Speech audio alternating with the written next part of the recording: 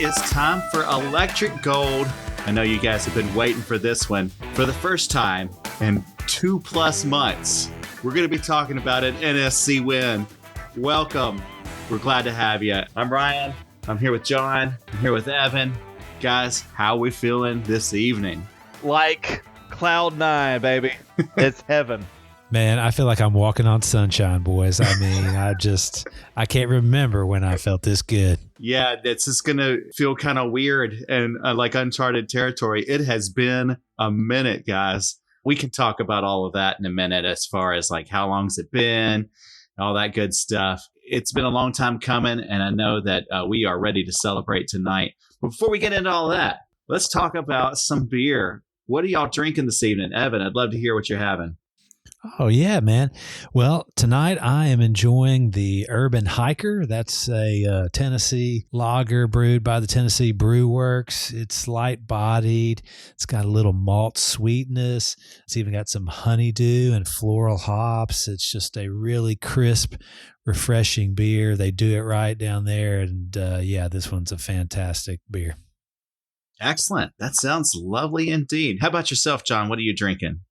Yeah, so, I mean, it's technically getting close to fall, even though it's still like 90 freaking degrees outside. So I'm drinking the Jackie Pumpkin Ale from Fat Bottom Brewing here in Nashville. It's just a perfect pumpkin beer. It's got a kind of just a subtle pumpkin flavor. It almost has kind of a yam flavor, too. It tastes like fall. It tastes like Halloween. It tastes like Thanksgiving. It's so good. Fat Bottom, you rock. Wonderful. Getting in the spirit of the fall. I love the fall. That sounds good. And let me tell you guys, I really had a hard time choosing which beer I wanted to drink tonight on this fine occasion. But I figured it had to be a beer that's a real winner. And I know we featured it before on the podcast. I believe Evans had it before. But I went with Black Abbey's The Rose. It's just such a solid. This is the blonde, the Belgian style. It's fantastic beer. Black Abbey is one of my favorite breweries in Nashville. So that's what I'm having tonight. Oh, yeah. That's a winner indeed. Indeed. Well, all right, guys. Cheers to you. Let's celebrate. Cheers, boys. Cheers, boys. Okay, with that, I've been looking forward to this for months. Let's get into a very positive week in review.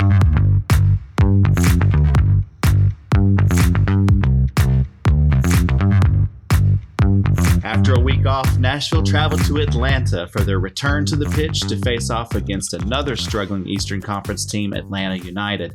Entering the match, Nashville found themselves having fallen all the way to last place in the East, while Atlanta was sitting just outside playoff position in 10th place. Most recently, Atlanta found victory over Charlotte 2 weeks ago, while Nashville was riding an 8-game MLS losing streak. In recent weeks, the club had seen a more aggressive style on the field and numerous scoring opportunities since the arrival of new head coach BJ Callahan. But despite this improved offensive performance, they were unable to convert the opportunities into goals. At the same time, their defense had appeared to take a severe step backwards. In the match against Atlanta, Nashville finally turned that aggressive attack into points on the board, and it didn't take long. In just the 5th minute, Alex Muyl finally placed a shot on target, reversing the ball from the left post across the box into the right pocket of the goal. He was assisted on the nifty move by Sam Surridge and Shaq Moore. Later in the first half, Nashville appeared to have notched a second goal when Muyl returned the favor to Surridge, serving a well-placed pass to the Brit on the right side of the box, which he finished strongly into the back of the net. However, VR replays confirmed that Hany Mukhtar was ever so slightly offsides on the initial service, thus negating the goal. Nashville controlled the pace and style of play throughout the first half, and for the most part, that continued into the second half as well. And then in the 76th minute, Hany Mukhtar's long scoring drought came to an end. Teal Bunbury, in his 250th career MLS start, joined Mukhtar on a fast break. And when Mukhtar passed to Bunbury in the center of the box, Bunbury delivered a slick heel pass back to Mukhtar, who outran his defender and finished with an easy shot on goal. And just like that, Nashville has an offense that looks competent, creative, effective even. Time will tell if this was a fluke or the start of something beautiful. But for one night at least, the boys in gold had the chance to lead the pitch as winners. Nashville now sits in 14th place in the East, though incredibly just 4 points out of a playoff position. Atlanta is in 10th place and 2 points outside of the playoffs. There's still several weeks of the season left, and a number of teams jockeying for position in the playoffs, so anything is possible. Fellas, initial reactions. What's the first thing that comes to mind when you think about this past weekend and our match against Atlanta? John, I'll go to you first. Hallelujah. Yeah. I mean, it doesn't get any better than that. That was a Nashville SC I don't think we've ever seen before. It was really, really attractive, beautiful football on the offensive end, combined with a solid steel at the back in the traditional NSC style. Just an all-around performance. I can't find fault with it. I don't know if BJ's finally getting into this players' heads, his way of playing that he wants them to play, and they're buying into it. Sure did look like it. And by God, I hope it continues. So you say you don't know if we've ever seen this brand of football before. I can't recall it. I mean, we've always been a good team, but the way that we've played before has been kind of relying on counterattacks, relying on set pieces, small balling it, more or less, money balling it. And this was a different animal. This was real soccer. I mean, this looked like, Jesus, you're going to throw me under the bus. If I say Pep Guardiola type, there was some really nice, really good soccer being played by Nashville SC. Yeah. That is just, God, is glorious to see. It is a lot of fun to watch. What did you think, Evan?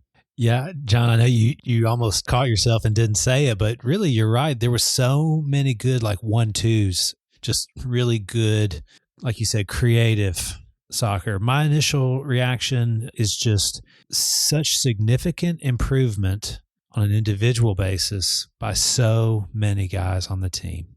Honestly, I can't even think of anybody who showed any sort of regression or had a bad game. Almost every guy out there had a significantly better game than the last one. And so that's what I was struck by the whole time. I was just like, my God, it's like they've really been working on it. They've really been working on it. I don't know how sustainable this is, but the performances of people like Alex Muyl and Teal Bunbury. I mean, those guys played their asses off. They were so great. That assist by Bunbury on Mukhtar's goal was just a beaut, Clark. It was really good. Yeah. It's a beaut, Clark. We're just not used to getting those kind of performances out of them. But hopefully I'm not stepping all over, oh, hell yeah. But the rejuvenation machine that Hany Mukhtar was put through, it looked like Hany of old. That was exciting to see. So you're right. I don't know that there's one player that looked worse than the game before. They all looked better. I just hope it's sustainable. I hope that this is the beginning of something and not a fluke. So it's exciting, though. Cheers to that. Hell, drink to that. All right. Well, let's dig in a little deeper, guys. And there's plenty of good to celebrate and talk about. So let's kick this off with a very exciting, hell yeah.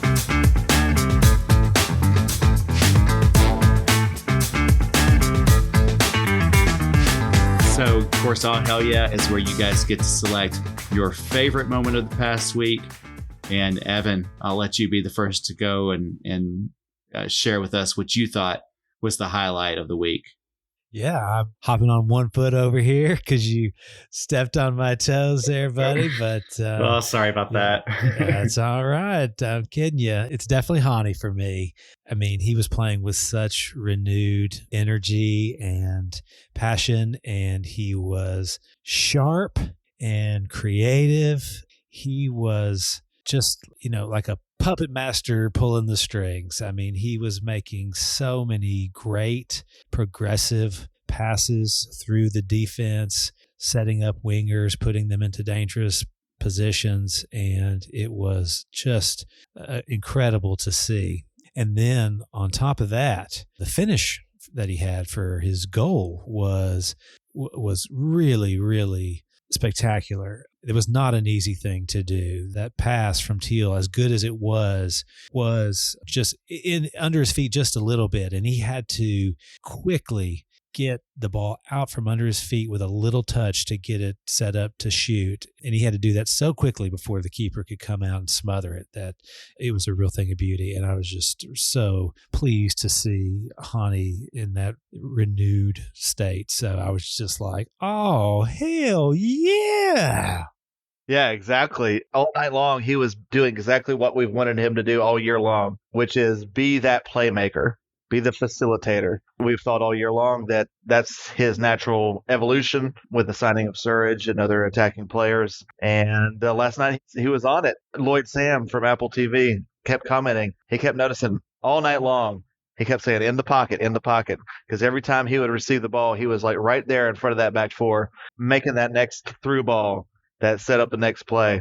It was amazing. And just imagine if we were able to, I mean, Alex Muyl, he played a great game. I don't want to take anything away from that, but imagine sliding Tyler Boyd into that spot. Imagine having Schaffelberg on the field there, and then Mukhtar's playing facilitator for those guys. And you've got that group of Surridge and Schaffelberg and Boyd all in front of them. I mean, how magical would all of that be? If those guys can get chemistry and all be on the field at the same time, now we're really cooking with gas. And now we're really talking about an offense that's something to behold. And I hope we get that opportunity to put those guys together. I don't know. Like you said, I don't know that we've ever seen an offense like that for Nashville SC before. It would be really exciting to watch. All right. Well, John, I don't know if you can beat that for an oh, hell yeah moment, but I'll give you a shot. What was your oh, hell yeah moment of the week? Yeah, my all hell yeah moment, actually the specific moment did not result in one of the goals. It was the build-up. So Teal Bunbury had two good chances in the night. The first one was in the first minute. He had a header that hit a post off a free kick. And then the second one, the build-up to that play was luscious. It was amazing. I think it was 25, 26 passes in a row. We controlled the ball. It was slow, fast. It was beautiful. We were toying with them. Atlanta could not get near us. It was, 2008 Barcelona for a second.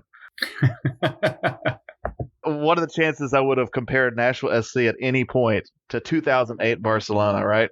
Yeah, I wasn't expecting that one. Yeah, that whole movement, it ended up with a cross to the near post that Teal Bunbury put a header.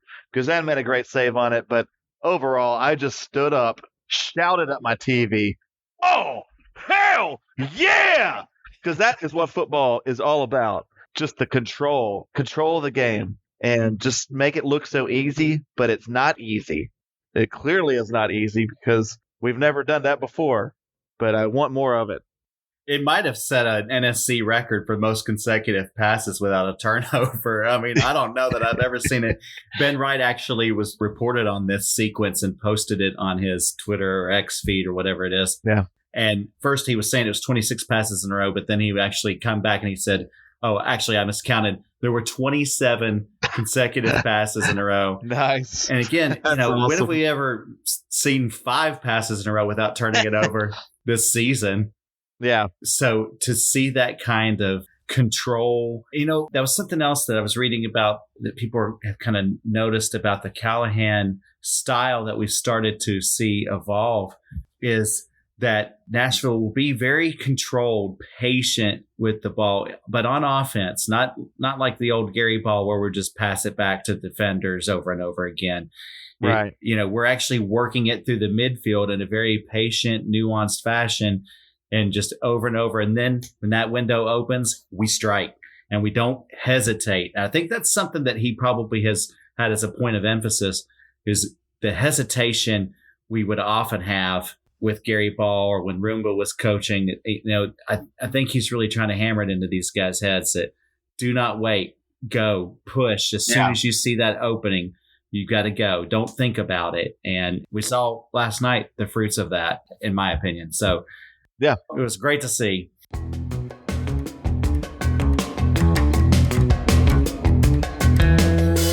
There's got to be something, though. I mean, after all of the season, you're going to tell me that there was no all hell nah moment all night on Saturday night? I don't believe you. There's got to be an all hell nah moment. What was yours, John? It was relatively minor. I'll go with Hany Mukhtar came really close to getting a second yellow card if the referee had been looking very closely. Around the 60th minute, let's face it, he took a dive. Yeah. The referee balled it and he rewarded him with a free kick. But if the referee had seen it another way, he already had a yellow card, and it was a good yellow card because it broke up a counterattack with a handball. But he needs to really think about that, because if the referee had seen it as a dive and given him a second yellow, we were probably not very happy right now, because we probably would not have won 2-0. We probably wouldn't have won at all. Yeah, Hany was doing more dives than Greg Louganis in this game. Yeah. And I am in the minority of one here because I absolutely love diving. Good Lord. I was going to say that for my hot take. But yeah, that's it.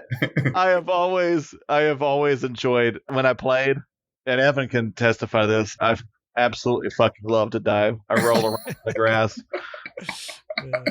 There doesn't even have to be a referee around. I just enjoy the drama of it.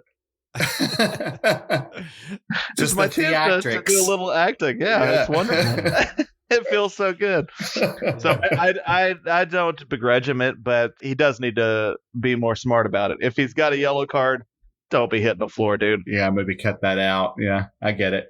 So, hell no, Hany, stand up. Yeah, that's a good one. Evan, you have any thoughts on an all hell no moment? Yeah, I've actually got one, and it was watching Dax McCarty go onto the pitch in an Atlanta uniform, and it felt so wrong. And of course, then he came on and he actually made a few really good passes for them, and I was just like, why did we not let this guy finish his career in Nashville? He was blue and gold through and through. So yeah, when I saw him come on wearing those red and black stripes, I was just like, oh hell no. That's a really good one. Yeah, I didn't even consider that. And it is heartbreaking to see him playing for anybody else. My dream, my hope is that, he's going to be retiring at the end of this season. Is that somehow, some way we get him onto the staff or administration of our team, whether it's in a coaching role or something like that. I would love to see him come back to the Nashville faithful and be a part of what we're doing. I could see him being a great general manager. Yeah? You think so? Yeah, I could, because... Yeah, that's an interesting thought. Who knows the league better than Dax McCarty? Yeah, I guess so. I mean, I would kind of envision more as like an assistant coach or something, but I guess so. Yeah, GM. Why not? How could he be any worse than what we have now? Right, yeah. There's no one who knows the MLS better than Dax McCarty. Yeah. Do you think he knows all the rules? Do you think he knows GAM? The intricacies of GAM? Does anybody know GAM? Right. Mike Jacobs seems to live for it. I still don't think he really understands it. Right. Okay, well, you're both wrong, actually, because the real all hell no moment, it continues to be the same all hell no moment that's been all season. That set pieces continue to just be worthless. I mean, for all the good that we did during the game, any corner kick or free kick that we have, I just it's the time to get up and go pee or get you a snack or something like that, because I know nothing is going to occur that's going to be of any interest to me right after a set piece. So that is true. I continue to pass on all set pieces, and I don't know if somebody else taking it would be a better option than Hany, but I'd love to see it be tried. After this game, Alex Muyl. Yeah. Put him free kick specialist. Let him have a shot. Yeah. I mean, hold on to your empanadas because protect them, as we were mentioning in the musical episode last time around. Exactly. Yeah. Just to add to the praise for him, that assist that almost was, I think it was on the goal that got called back. His left-footed cross into Sam was pinpoint accurate. Glorious. Yep. So, good on him. I mean, we've really dogged him lately, but he had a hell of a game last night, or Saturday night, I should say. Yeah. We have dogged him a lot this season, and justifiably so. But there is no one that I have more fun rooting for than Alex Muyl. When he does something right, I'm just so happy. I can't hardly stand it. Like when he made that assist, I was standing up because he had already scored at that point, and I was just standing up by myself in my living room, just going, "Yes, Alex!" You know? Yeah, and then he did that flying chest bump into Anunga, almost knocked Anunga into last week. I mean, he's just what a guy. Yeah, what a character. He really might be my favorite footballer on earth right now. Like, he is just chaotic, and I love chaos. I am a huge into chaos, and no one brings it more than Alex Muyl. I love the guy. I hope we play him for life. I don't care. Love him. Agent of Chaos is a perfect description too. That's perfect. All right. Well, those were good. Let's move on now to everybody's favorite part of the podcast. This is going to be the Nashville Hot Chicken Takes.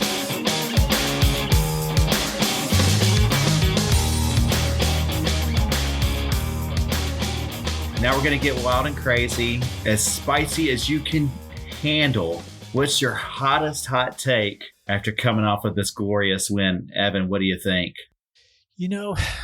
My hottest take, not very hot probably, but it's that we really actually weren't that great on defense Saturday night. Yeah. We really still were a little bit shaky back there. I saw in the stats that Atlanta had 10 shots, 5 on goal. There were a few sequences where we got pretty lucky. We got a little help from poor shooting by Atlanta players. We had a little help from Big Joe, of course, who made a few good saves. And we even got a little help from the woodwork Saturday night. So, this is about as hot as I can get for you tonight, boys. And that's that. We still got some work to do in the back. Yeah, you're right. I'm glad you brought it up because I wanted to ask the question. We saw Jack Mayer back in the lineup after a few games missed. I think it's the first time since BJ's been coached that Jack has started. Of course, he'd been mostly starting the whole season up until then. What did you guys think? Did you guys notice his performance that much? Was it solid? Was it reliable? Was there a difference at all? Did you guys see anything that made you think, oh, yeah, we need to keep starting him, or, oh, no, we should definitely avoid that? Yeah, I think he had a solid game. And in fact, when I say that I thought the defense was still a little shaky, it wasn't any one particular player that I recall. I don't really remember any glaring mistakes. It was just more of just still being a little chaotic back there. Now, I thought Jack had a solid game. I thought Walker was great. I even thought Shaq was much improved, not only on just his defensive responsibilities, but getting forward, and his crosses were actually much more accurate than they were, last time out. So anyway, I thought, again, everybody, played okay, and I would start Jack again. Yeah. I think Jack absolutely should be starting the rest of the season for us. Either way, like, even if we don't end up making the playoffs, he's a young player still. He's a number 1 draft pick. We've invested a lot of time and money into him. There's no reason why we shouldn't let him on the field. No disrespect to Josh Bauer or anything, but he's not the long-term solution. We need to let Jack try his best to take control and prove that he is the guy going forward. Yeah, here. I concur. And with that, John, it's time for you to get really spicy. What's your hot take? All right, I'm going to get spicy, y'all. And in true Nashville hot chicken style, it's going to get spicier as it goes along. Because that chicken, the first bite, you're like, well, what's the big deal? And then it just kind of builds and it builds and it builds, right? Yes. So I do think Nashville SC is going to finish 9th in the Eastern Conference, which would qualify them for the play-in game. Mm-hmm. The play-in game would be at the 8th place team, which I'm calling is Toronto. I think we'll win in Toronto, setting up a best-of-3 series against Inter Miami. And this is where it's going to get spicy. We're going to beat Inter Miami in a best-of-3 series. Woo, son. I got snot coming down my nose. Tears running down my cheeks. Yeah. I don't know if it's going to be an act of God. I don't know if Messi is going to hurt himself doing a commercial. Something's going to happen, and we're going to beat Inter Miami. We're going to finally get our revenge on them. That would be some just desserts after all of this season and how terrible we've been and how amazing they've been. Yep. Wow. But I could totally see it. So, yeah. No, that burns my whole body just thinking about it. We would have one home game in that series, right? We would. Yeah. Oh, can you guys imagine with that? Buy in, guys. Yeah, definitely opt in. You do not want to miss out on the Inter Miami game. Wow. Whew. That would be worth all of the pain and suffering all season. This whole year would have been worth it. Yeah. If we get that. Oh, yeah. I love it. I'm in on that. That sounds terrific. So there you go. Okay. Good job, John. You win. You win all the hot takes. Give me the money. All right. We're heading into fall. And John, you're drinking a fall beer to kind of get you in the mood and everything. Yes, son. I'd love to ask, what's your favorite part of fall? There's the hay rides, there's Halloween, there's, the football games, there's all this different stuff. What's your absolute favorite fall activity or event? Evan, what's yours? Oh, man. I think my favorite is to sit around a fire, backyard, fire pit, campfire, whatever, get my mandolin out. Maybe somebody else gets their guitar out and just start playing folk songs and bluegrass and maybe some acoustic covers of classic rock and just drink beer and play all night long while that fire just burns and burns. Oh, that sounds so good, dude. He's a true Nashville boy, isn't he? I love it. Man, that sounds so good. Quick tangent question. What's your top 3 sitting around the campfire songs to play? Wow. Man, that's tough. But okay, let me just right off the top of my head. How to Grow a Woman from the Ground by Chris Thiele. Incredible song. Oh, let's see. I put you on the spot. I'm sorry. I'm blanking on the name of the song, but it's by Josh Ritter. Do you guys know Josh Ritter? Yeah. One of our greatest songwriters in contemporary music. What is the name of the song? It's the one about his ship in the Arctic. It's on So Runs the World Away, that album. Another New World? Yes. There Another you go. New World by Josh Ritter. Okay. I love that one. Okay. And let's see. Third, how about Melissa by the Allman Brothers Band? Yeah, there you go. Yes. That's a great lineup. Well done. I'm definitely going to sit next to you at the campfire so I can hear these songs. Heck yeah, man. Get your guitar out, buddy. Let's do it. All right, John, what's your favorite fall pastime? I got to give a shout out to my family. We are Halloween people in the Lewis household. My wife, Natalie, loves dressing up. Any excuse to dress up is a good excuse. And so we all have a family dress up session. There is always like some kind of Halloween fest here in White House. And we have won best dressing, like family dress up twice at White House. Oh, wow. And actually had our picture like on billboards and stuff here at the Chamber of Commerce. Yeah, for real. We were the Ghostbusters one year. Oh, shoot. We were Beetlejuice family one year. Oh, wow. And then we were Ninja Turtles last year, but I was Casey Jones. And a lot of people, I guess, don't realize who Casey Jones from the Ninja Turtles was. So they thought I was like, I don't know, Freddy Krueger or Mike Myers or something. So we didn't win last year. But yeah, I love to dress up with my family. That's a big thing for fall for us. We start focusing on it like basically November the 1st. We start thinking of what we're going to do for the next year. So you've got your plans well in place for what's coming. You don't want to spoil it, do you? I don't want to spoil it because it's really good. Okay. Awesome. It's from a great 2000s movie. Shit, I'm just going to tell you. Okay. Y'all are going to say it anyway. All right. It's Napoleon Dynamite. Oh, yeah. Oh, yes. And guess who's Rico? Beautiful. Guess who's Uncle Rico? Oh. Yours truly. It's going to be awesome. Wonderful. Yep. I'll put the pictures on our Instagram. Yeah, I'm looking forward to seeing that. Terrific. Oh my gosh, are you going to carry around a football and everything? Dude, yeah, of course. Oh, I've got wonderful. I've got like the blue kind of vest thing. Yes. It's awesome. Sweet. Yeah. Man, to be put on the spot and have no preparation, you guys performed that one admirably. Well done. Well, what about you, buddy? Oh, gosh. What's my fall?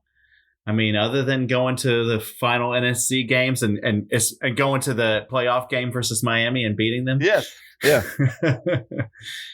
I am totally stumped, man. What about food? Are you a chili guy? There you go. Thank you so much. You just answered it for me. My wife is the greatest chili cook in the history of chili cooks. And I know that's a bold statement. I know there's a whole bunch of people. I know there's a whole bunch of people out there that stand by their chili. I'm going to tell you right now, bring it on. I put her chili up against anybody else's. I'll take the Pepsi challenge with that chili any day of the week. She's got the best chili that has ever existed. And yes, for fall, there's nothing better.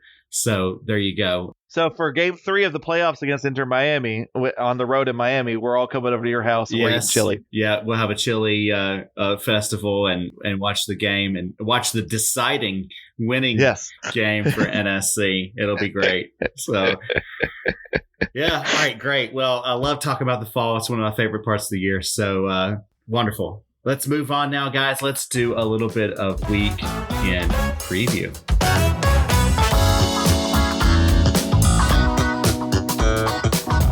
It's a busy week for Nashville SC as they will first face off on Wednesday night against the Chicago Fire in Geodis Park.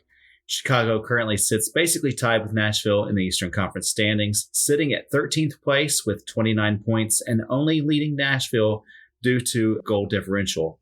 Nashville has the good fortune of getting to play Chicago twice in its final 6 games, and this is a good opportunity for the boys in gold to leapfrog one of the teams sitting ahead of them in the standings. Chicago has 1 win, 1 draw, and 2 losses in its last 4 matches, having tied New York City, beaten the Red Bulls, and lost to Miami and DC. Then on Saturday, Nashville will host fucking Cincinnati. Fucking Cincinnati. Cincy has had themselves a season, currently sitting in 2nd place in the East, and they have already clinched a playoff spot. Nashville's previous match versus Cincinnati back in June might have been the highlight of our season so far, as the boys in gold soundly defeated their arch nemesis 2-0 in hostile territory. This time around, Nashville has the advantage of home field and hopefully some momentum following their first win in over 2 months this past weekend.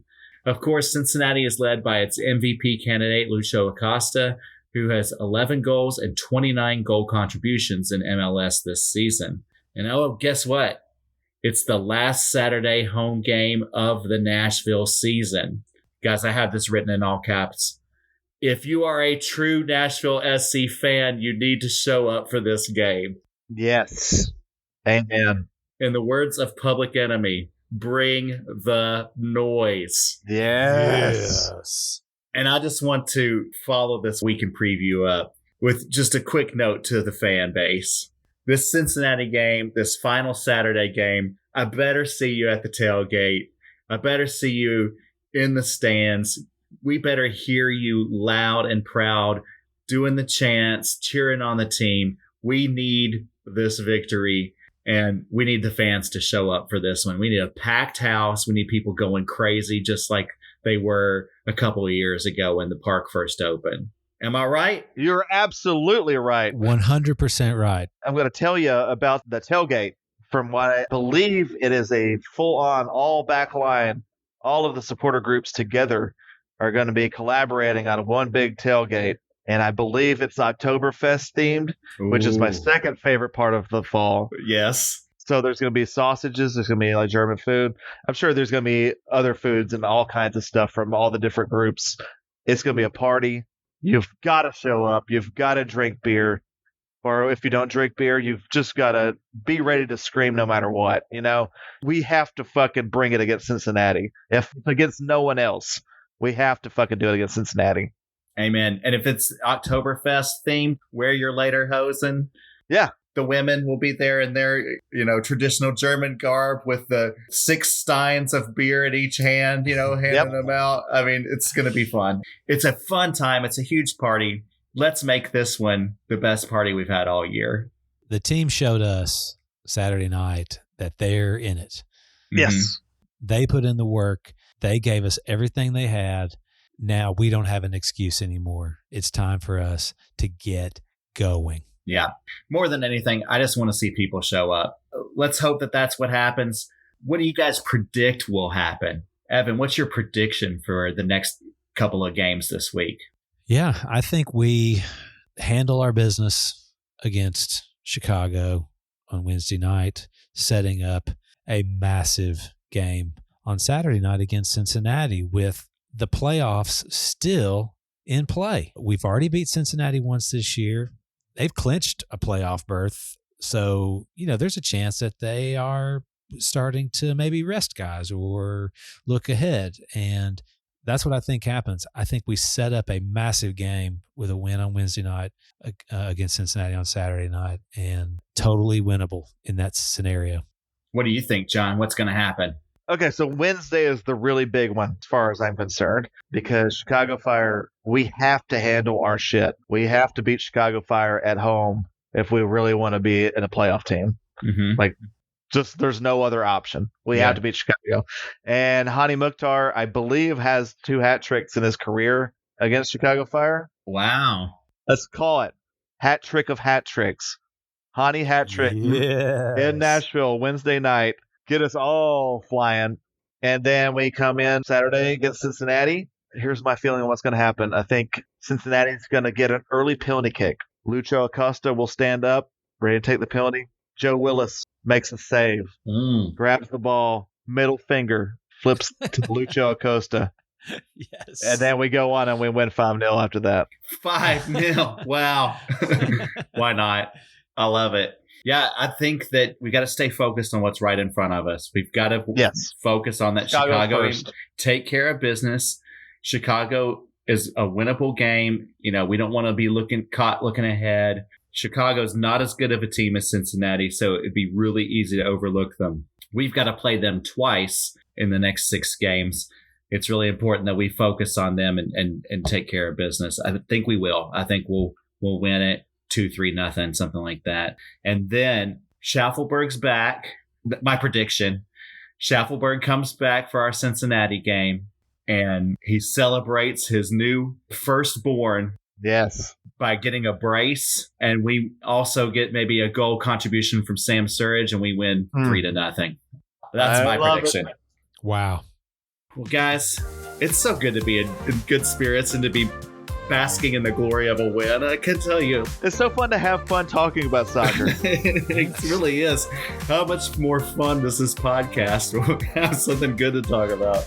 Yeah. I mean, the last episode, the musical episode, it was fun, but it was a blast. It wasn't a win necessarily. So right. This one, oh my God, this is fun. Yeah. Yes. All right. Well, hopefully this time next week we're doing it after 2 more wins. I really think we will be. Thank you guys for joining us tonight. Thanks everybody for listening. Before we go, John, why don't you let everyone know how they can reach out and get in touch with their wonderful boys from Electric Gold, should they want to? Well, they should, because we are delightful people. Yeah. If you reach out to us and talk, I will talk all day to you. I'll talk to you about Nashville SC. I'll talk to you about Halloween. I'll talk to you about sitting around a campfire. I'll talk to you about any fucking thing. Because if you're listening to this podcast, I fucking love you. There you go. Just straight up. So, if you want to reach out to us on Instagram and on X, formerly Twitter, we are Electric Gold NSC. Also, we have a Facebook page. Like us, love us, follow us, subscribe to us. Just give us a shout, man. That's all we need, is to hear your beautiful voice out there in the wilderness. Come up to us at the tailgate. Come up to us in the supporters section. Party with us. We are partiers. Yeah. We're gonna be bringing it. We're going to be screaming our full heads off. And we're over there near the assembly tent, hanging out, eating food, drinking beer. So just come say hi. We'd love to hear from you. It's been a blast doing this podcast all season, and I'm looking forward to wrapping it up strong with you guys. Thank you all for listening. Remember, keep coming out, keep cheering on the team, and for God's sake, show up for that Cincinnati game. Yeah. It's time. Everybody, we got a winning team. Let's hear it. Come on, you boys and Come gold. on, you boys and Come go! on, you boys, and go! City's neon lights, talking dreams on Friday nights, electric vibes and stories told. Come on, you boys and gold. Waves of laughter in the air, podcast pals without a care, sharing glorious thoughts out loud. Come on, you boys and gold. Waves of laughter in the air, podcast pals without a care, sharing glorious thoughts out loud. Come on, you boys and gold. Electric gold, love so bold. Every tale like treasure gold. Voices echo through the night. Come on, you boys in gold.